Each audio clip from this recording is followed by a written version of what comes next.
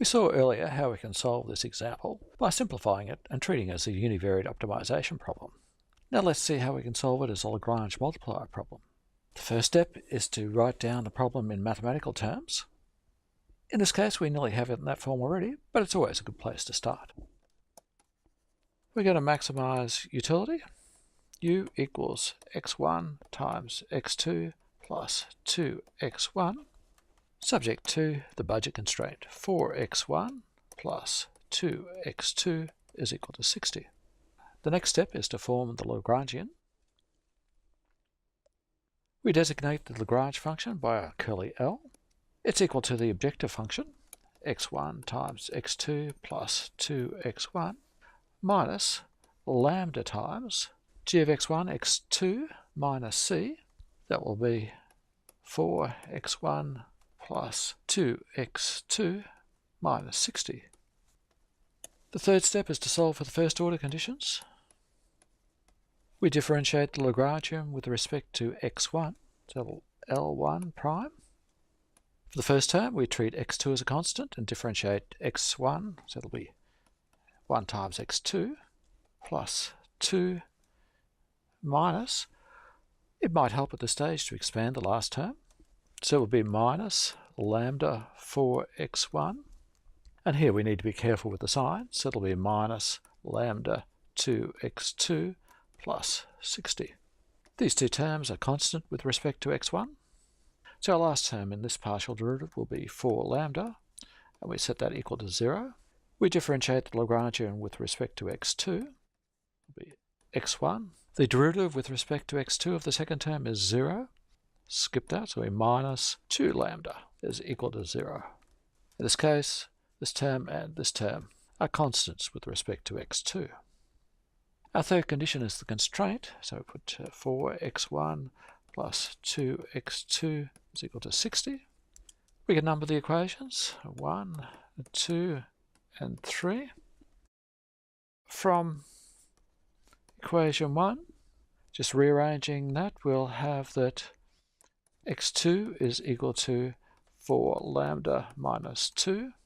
From equation 2, we have x1 is equal to 2 lambda. We want to solve for x1, x2, and lambda. There are various ways we can proceed from here. The simplest way in this case is to substitute for x1 and x2 in equation 3. We'll do that. Substituting in for x1, we'll have 4 times 2 lambda plus 2 times x2 will be 2 times 4 lambda minus 2 is equal to 60. 8 lambda plus 8 lambda minus 4 equals 60. Simplifying that, we solve for lambda, which is 4. x1 equals 2 lambda, so it's equal to 8. We'll call that x1 star since the optimal solution.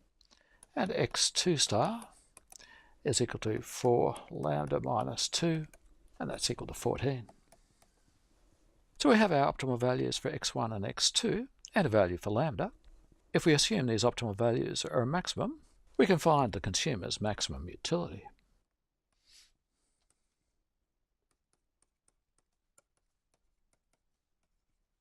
And that's equal to 128.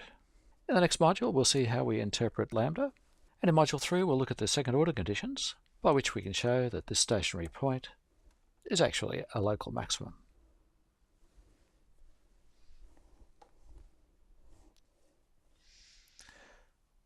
In example 1, we wanted to maximize a utility function subject to a budget constraint. We found a stationary point, x1, x2 equal to 8, 14. What we want to show now is that that's at least a local maximum, since we have a maximization problem. We start by stating the test. We have the function d of x1, x2, and lambda. If we evaluate that at x1 star and x2 star, and the value is less than 0, then x1 star, x2 star is a local maximum. We have a whole bunch of first and second order partials. The first step then is to find those. Recall L1 prime is equal to x2 plus 2 minus 4 lambda. Differentiating once more with respect to x1 will give us, well, there are no x1s in that function, So L11 prime prime will be 0.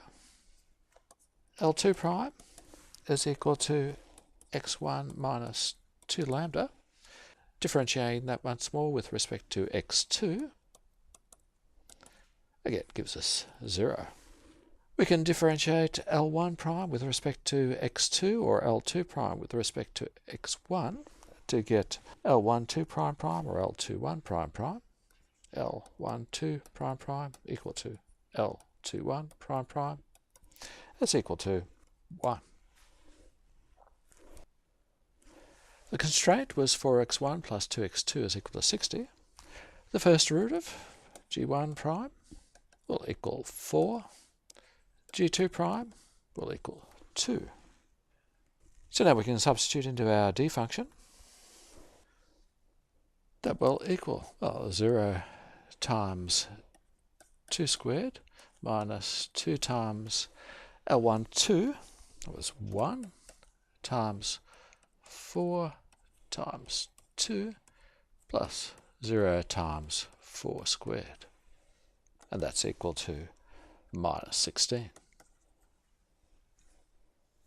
We've evaluated d at the stationary point. Now it's time to write the conclusion. So d is less than 0, therefore x1 star, x2 star equal to 8, 14, our stationary point, is a local maximum.